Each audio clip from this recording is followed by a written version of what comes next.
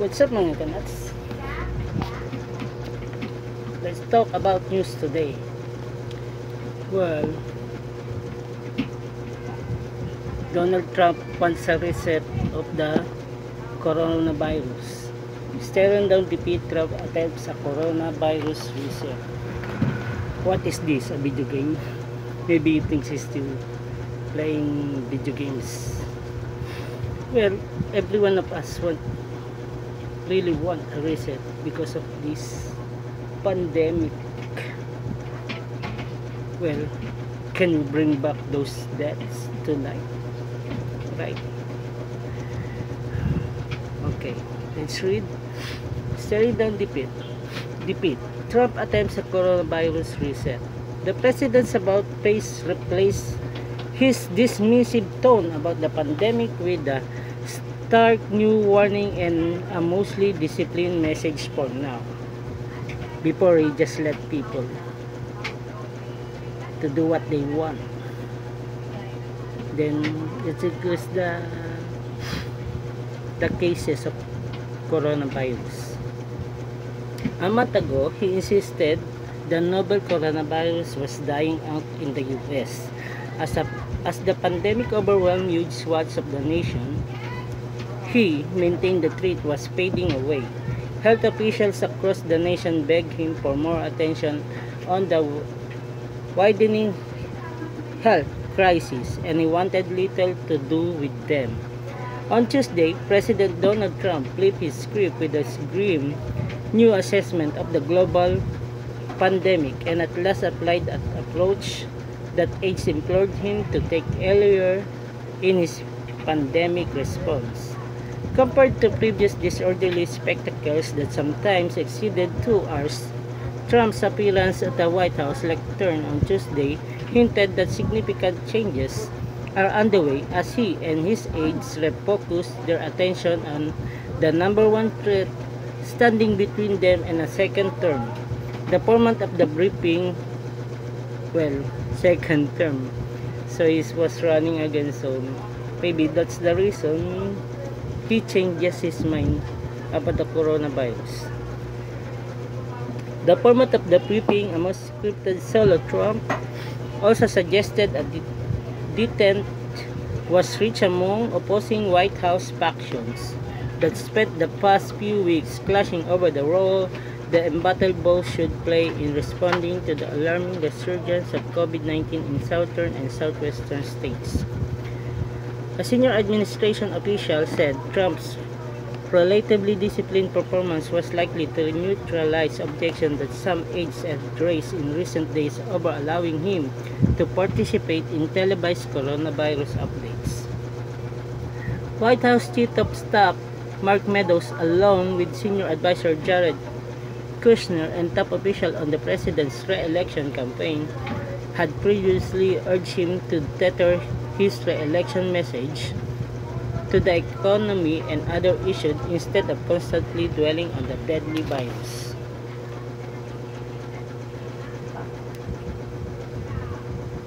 In the first coronavirus briefing in 3 months, President Donald Trump acknowledged the real scope of the pandemic's impact in the U.S. Right now, confirmed U.S. cases was already 3,884,988. Deaths was 141,817. Oh my, that's big. Instead, after weeks of pressuring school to commit to reopening and touting his plan to reboot the U.S. economy, Trump vowed on Tuesday to pursue a very powerful strategy to contain the virus and ensure rapid distribution of the first available vaccine.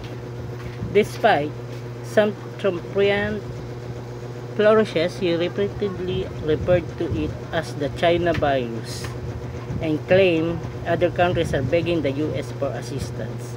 The president managed to stick the subject matter at hand, warning that the spike in cases will probably, unfortunately, get worse before it gets better, and encouraging young Americans to avoid bars and wear protective masks when necessary. But they open businesses.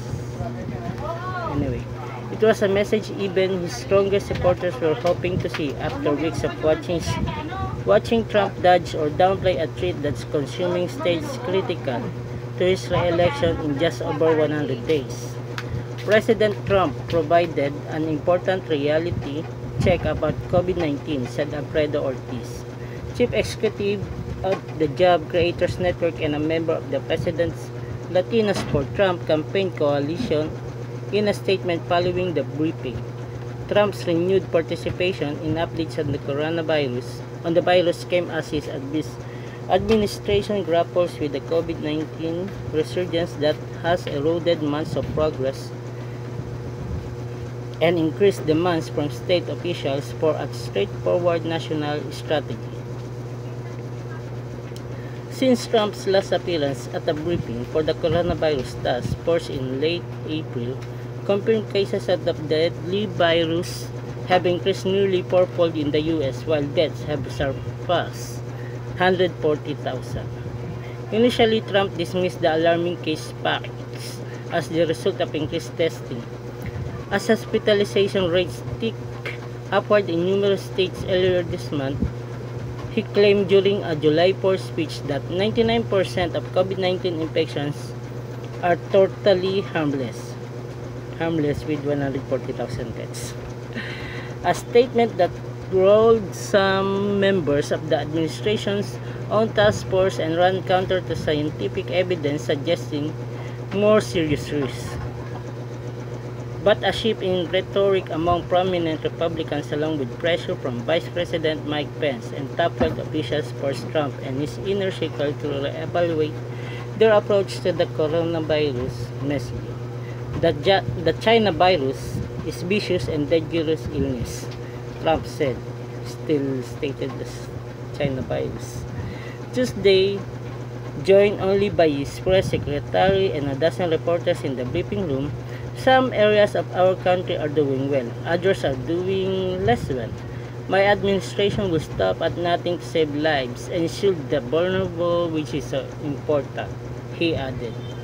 Rather than limiting his engagement on coronavirus to boost the time he spent on more politically expedient topics, Trump and his aides are now expected to refocus his attention to the global pandemic and the next economic relief package currently underway on Capitol Hill. So we'll be doing this quite often. We're going to keep you abreast of this, and we'll also talk about some of the other topics like our economy, which is doing well, Trump said at the conclusion of his appearance on Tuesday. Ahead of the news conference, a second administration official said the president was likely to make weekly appearances in the briefing room or Rose Garden to update the public on the pandemic, the development of COVID-19 vaccine, and other efforts to reboot the economy and reopen educational and childcare facilities. Magre-reopen. We'll open childcare facilities. Are you really serious about the virus? The expected increase in Trump's official appearances is not without risk. White House aides and Trump's campaign team put an end to his daily coronavirus updates earlier this spring, after they devolved into rambling news conferences replete with erroneous health claims, false statements about testing and therapy treatments, along with backbiting insults towards governors who implemented strict stay-at-home orders, criticized the administration's response, or in the unusual case of Georgia's Republican Gov. Brian Kemp, reopened an essential industry too quickly. Patay. Multiple polls conducted in late April near the end of Trump's briefing run found growing levels of distrust in the president as reliable source of information on the pandemic. Some White House allies urged Trump ahead of his Tuesday appearances to employ a different format this time around, one where he avoids skirmishes with reporters, shows empathy, and provides clear example of how his administration is dealing with the devastating public health crisis. Talk personally, show you care, tweeted by Ari Fleischer, press secretary to President George W. Bush, adding that resurrected briefings are a mistake for the incumbent Republican president. Whether Trump will continue to heed the advice of Fleischer or others in his orbit remains unclear. The president has repeatedly veered back into his undisciplined approach, just as he did in March, even after winning a moment of praise for a more somber tone about the crisis. During an Oval Office photo op on Monday, he cast the string of briefings he participated in earlier this year as very successful despite their overlap with steep declines in both his approval rating and voter confidence in his handling of the novel coronavirus. I was doing them and we had a lot of people watching, record numbers watching in the history of cable television, and we were doing very well, he said. At the time, many of the administration allies worried that Trump was overexposing himself to voters, recognizing their boss' proclivity for exaggerated statements and heated exchanges with the press. The briefings left several White House officials on edge, wondering which comment or critic would generate the next news cycle and whether it would further impair his bid for a second term. Some of the briefings surpassed 2 hours and featured contradicting information from the president and health officials. When Trump took the podium on Tuesday, it was clear aides had persuaded him to strike different tone. The president, who has struggled to define his 2020 opponent or outline a convincing message for an election, veered off track only wants to address a question about the recent arrest of Ghislaine Maxwell, an associate of convicted sex offender Jeffrey Epstein, who died by apparent suicide while in federal custody last summer. I haven't really been following it too much. I just wish her well, frankly. I've met her numerous times over the years, especially since I live in Palm Beach and I guess they live in Palm Beach, he said. The brief response was a reminder of the risk associated with Trump's return to the briefing room, where his previous willingness to participate in hour-long grillings generated unflattering news cycles for his administration. The president took 16 questions on Tuesday and was in out of the crowd room in less than a half hour, a development that one of the administration officials described as a step in the right direction. Well, that's it. This news was from politico.com. Okay, thanks for watching. Please like, share and subscribe. Thank you.